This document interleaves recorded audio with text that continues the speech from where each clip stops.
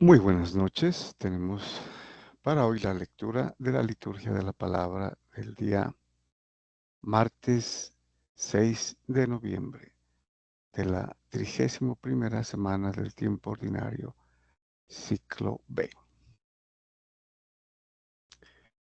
Como de costumbre, compartimos nuestra pantalla del misal popular católico de Paulinas, de la Conferencia Episcopal Colombiana.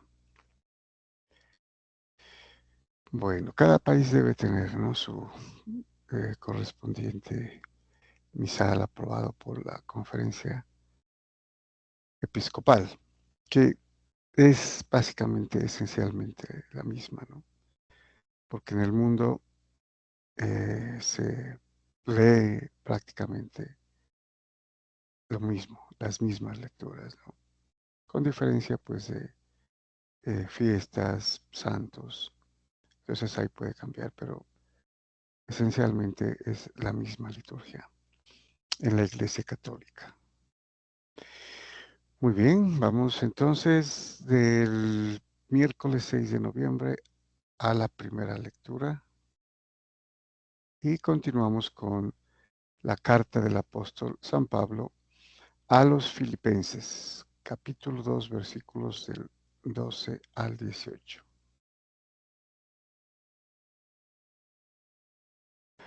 Muy bien, dice entonces el apóstol San Pablo a los Filipenses: queridos hermanos, ya que siempre han obedecido, no solo cuando yo estaba presente, sino mucho más ahora en mi ausencia, trabajen por su salvación con temor y temblor, porque es Dios quien activa en ustedes el querer y el obrar para realizar su designio de amor. Bueno, un par de observaciones en este texto. Eh, Trabajen por su salvación. Esta es una clara indicación de que, como habíamos observado en alguna sesión, la fe es importante, pero no es solo fe, no sola fide, sino hay que trabajar por su salvación y constantemente. En el griego es interesante el término porque utiliza, aquí no lo traen, o sea, no se puede traducir, pero si se quisiera hacer paráfrasis tendrían que el término kataergesein, que es el término en griego, sería trabajar hasta el final o trabajar completamente, ¿no? Sería el término de trabajar por su salvación, con temor y temblor. Dice.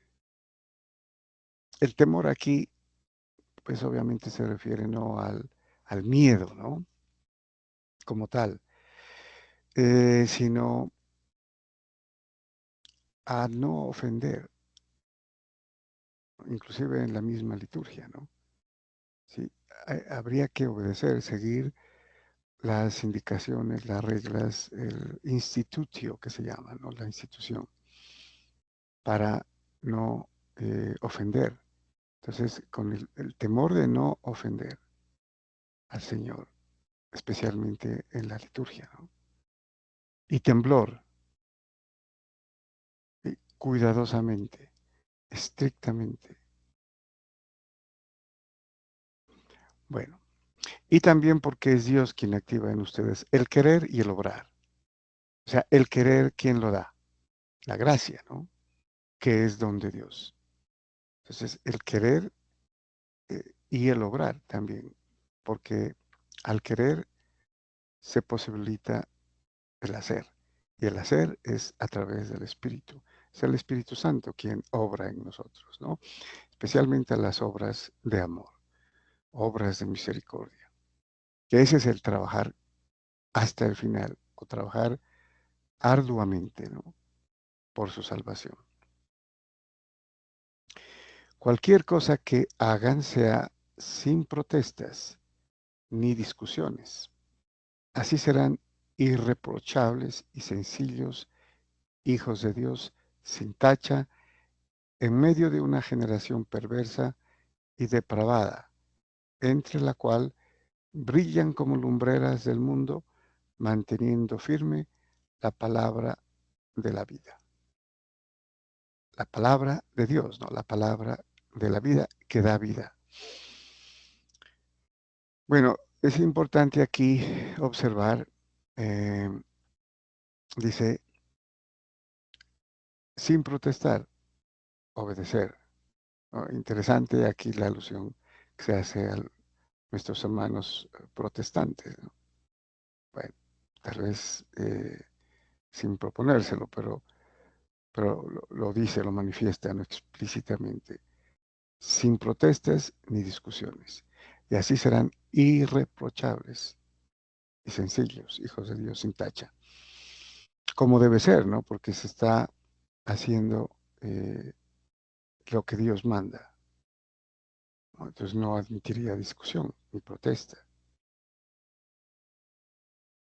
Bueno, entre la cual las generaciones, ¿no? La generación perversa y depravada, que lo dice al comienzo de la iglesia, ¿no? Entre la cual brillan como lumbreras del mundo. ¿Por qué brillan como lumbreras? Porque practican el amor, ¿sí? La misericordia. Y al hacerlo, la gente los mira, el ejemplo, y se preguntan por qué, y se tiene que dar razón, ¿no? De la fe. Así, en el día de Cristo, esa será mi gloria, porque mis trabajos no fueron inútiles, ni mis fatigas tampoco. Aquí se refiere el día final, ¿no? En el juicio final, el día de Cristo. O sea, cuando Cristo eh, venga de nuevo, ¿no? La segunda venida de Cristo. Esa será mi gloria, porque así San Pablo dice, mis trabajos no fueron inútiles, ¿no? Ni su trabajo, obviamente, con la predicación de la buena nueva. Y si sangre se ha de derramar, rociando el sacrificio litúrgico que es su fe, yo estoy alegre y me asocio a su alegría. Por su parte, estén alegres y alegresen conmigo. Bueno, aquí hay una parte importante que solamente se puede entender desde el judaísmo con eh, los sacrificios de animales que hacían, ¿no? Los judíos diariamente y en las fiestas. Entonces, cuando San Pablo, y claro, hay una estrecha referencia a su sacrificio también, ¿no? Pero aquí hay una parte que habría que anotar. Y si sangre se ha de derramar, ¿no? Como lo hacían con los animales, los judíos, en el templo, ¿no? En el altar, rociando el sacrificio litúrgico que es su fe. Aquí habla de libación. Este rociando, pues no se traduce lastimosamente, pero habla de haciendo libación. Y la libación era cuando la costumbre que era litúrgica, ¿no?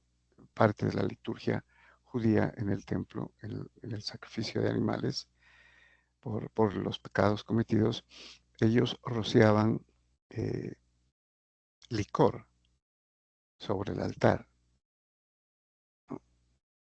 Y eso se llama libar, ¿no? Las libaciones. Y ese término, pues obviamente nosotros lo tenemos ahora en el consumo de licor, libando licor, libar licor también es entendido eh, en nuestra cultura como tomar licor. Pero aquí es en referencia a derramar licor en el altar cuando se hacía el sacrificio eh, de los animales. Bueno, y obviamente invita a la alegría, ¿no? Cuando todo esto se hace eh, obedeciendo, ¿no? La palabra de Dios. Y en el comienzo de la iglesia, los primeros cristianos dice, yo estoy alegre y me asocio a su alegría. Por su parte, estén alegres y alegresen conmigo. A pesar, pues obviamente de todo, ¿no? De todo lo que pueda sucederles. Y aquí entonces dice, a pesar del posible sacrificio por el cual puedan pasar ustedes también, ¿no? Inclusive él, que de hecho será sacrificado, ¿no? En su martirio. Muy bien, vamos al Salmo responsorial, Salmo 26, cuyo responso es, el Señor es mi luz y mi salvación. También está atribuido a David, ¿no? Como autor. Es un salmo excepcional, es una poesía, ¿no? Y en donde se da eh, a Dios, ¿no? El culto. Digamos que este salmo es litúrgico porque se hacía buena parte en el templo, ¿no? Cuando se hacían los sacrificios. Dice entonces el salmista, el Señor es mi luz y mi salvación. ¿A quién temeré? El Señor es la defensa de mi vida. ¿Quién me hará temblar? O sea, la, la confianza en Dios, en que Él está para proteger, a pesar de cualquier eh, problema, persecución, inclusive peligro de muerte. Una cosa pido al Señor, eso buscaré, habitar en la casa del Señor por los días de mi vida, gozar de la dulzura del Señor contemplando su templo, que era lo más grande que tenían los judíos, ¿no? La liturgia judía que se hacía en el templo. Por eso al destruirse el templo en el año 70 se acabó, quedó prácticamente sin posibilidad de sacrificios ya, ¿no? Porque se tenían que ofrecer en el templo. Y con eso, pues obviamente la liturgia judía llegó a su fin, ¿no? Pero aquí podemos ver toda esa, el querer, ¿no? El desear, habitar en la casa del Señor todos los días de mi vida y gozar de la dulzura del Señor contemplando su templo, que es realizando la liturgia judía en el templo. Y esa era contemplar el templo, ¿no?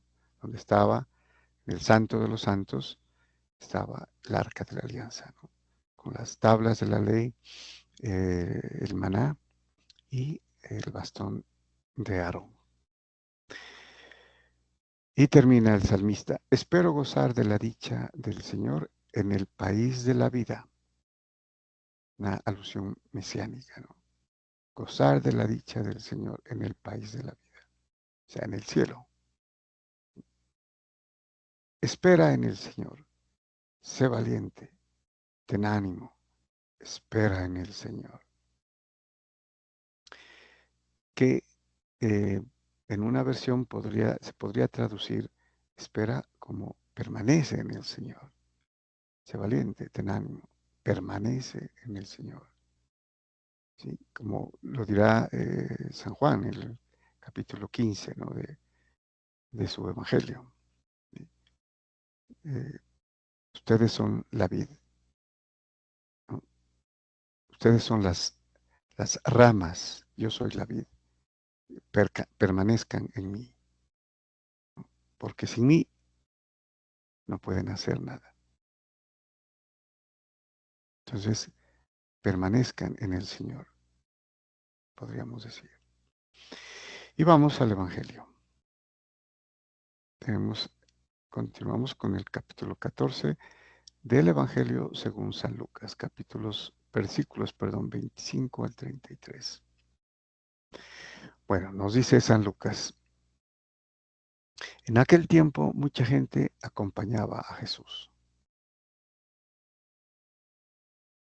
Él se volvió y les dijo, si alguno viene a mí y no pospone a su padre y a su madre, a su mujer y a sus hijos, a sus hermanos y a sus hermanas, e incluso a sí mismo, no puede ser discípulo mío.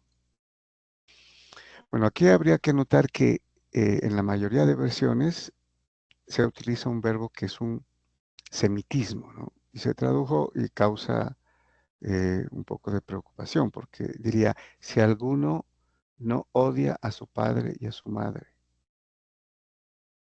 ¿no? Y no es odiar. El semitismo es amar menos, amar menos. Y lo podemos comprobar en Mateo, ¿no? Mateo capítulo 10 nos dirá, si alguien ama más a su padre y a su madre más que a mí, no, no merece ser discípulo mío. Entonces, amen menos a su padre y a su madre, o ámenme a mí más que a su padre y a su madre. Pues obviamente se trata del amor de Dios, ¿no? Que supera el amor del padre y de la madre. Aquí utiliza, y lo hace bien para no causar pues mayor confusión, ¿no? Si alguno viene a mí y no pospone a su padre y a su madre, bueno, ¿no? Se entiende mejor. No puede ser discípulo mío, porque Dios quiere que nos desprendamos de cualquier amor material, terreno, inclusive humano, ¿no? Porque es el amor divino. Entonces, amar a Dios sobre todas las cosas y sobre todos los seres sería, ¿no? Quien no carga con su cruz y viene en pos de mí, no puede ser discípulo mío. Así, ¿quién de ustedes si quiere construir una torre, no se sienta primero a calcular los gastos, a ver si tiene para terminarla? No sea que si echa los cimientos y no puede acabarla, se pongan a burlarse de él los que miran diciendo, este hombre empezó a construir y no pudo acabar. Bueno, cargar con la cruz, ¿no? Y ir en pos de él. Mm, imitarlo, ¿no? Sería imitar a Cristo. También podemos combinar este texto con el que dice, eh, tomen mi cruz, que es llevadera, ¿no? Tomen mi cruz. O sea, Él nos invita a que tomemos cruz. Ahora lo podemos entender mejor, porque si somos miembros de su cuerpo, ¿no? Que es la Iglesia Católica, de la cual Él es la cabeza, entonces podemos entender que estamos con una cruz, que es como la de Él, ¿no? Que tiene problemas, sufrimiento, em, pruebas, ¿no? Y porque somos de Él, ¿no? Parte de su cuerpo. Entonces, cada uno toma la cruz, su cruz, ¿no? Puede ser diferente, ¿no? De cada uno, pero lo hacemos, ¿no? Y nos da las parábolas que siguen, eh, hay que ser, hay que tener en cuenta, en el caso del el, el hombre que se propone construir algo, ¿no? Lo que tenemos, porque podemos quedar a medias, ¿no? Y aquí se entiende, no carga con su cruz y viene en pos de mí, no puede ser discípulo mío. Entonces, hay que tener en cuenta que esa cruz es lo que tenemos que llevar nuestra propia vida, ¿no? Entonces hay que eh, tener en cuenta lo que necesitamos para poder llevarla a término. O también dice, ¿o qué rey, si va a dar la batalla a otro rey, no se sienta primero a deliberar si con 10,000 hombres podrá salir al paso el que lo ataca con 20,000. Bueno, en esa época, así como en el caso de la construcción, ¿no? Que la gente se burlaba de si no terminaba lo que empezó, ¿no? Acá el rey tendría que, como se dice, echarle cabeza. Si con la astucia, con el valor de sus hombres, podría con 10,000 salir al paso de quien lo atacaba con 10,000. Porque si no, está la respuesta, dice, y si no, cuando el otro está todavía lejos, envía legados, ¿no? Para pedir condiciones de paz.